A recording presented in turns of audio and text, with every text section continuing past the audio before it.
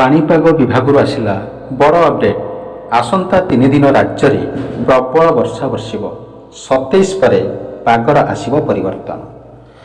ଘୂର୍ଣ୍ଣିବଳୟ ପ୍ରଭାବରେ ରାଜ୍ୟରେ ଜାରି ରହିଛି ବର୍ଷା। ଆସନ୍ତା 3 ଦିନ ରାଜ୍ୟରେ ପ୍ରବଳ ବର୍ଷା ବର୍ଷିବ।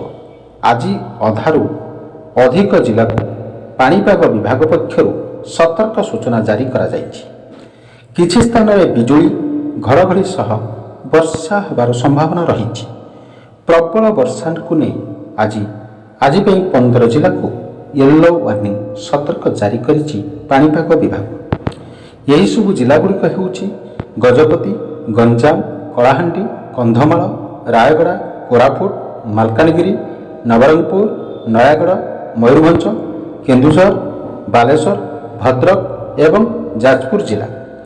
ରାଜ୍ୟରେ ପ୍ରାୟ ସବୁ ଜିଲ୍ଲାର ଗୋଟିଏ ଦୁଇଟି ସ୍ଥାନରେ 7ରୁ 11 ସେଣ୍ଟିମିଟର ଯାଏ ବର୍ଷା ହୋଇପାରେ। ଆସନ୍ତା 3 ଦିନ ଯାଏ ରାଜ୍ୟରେ ବର୍ଷା ହେବ।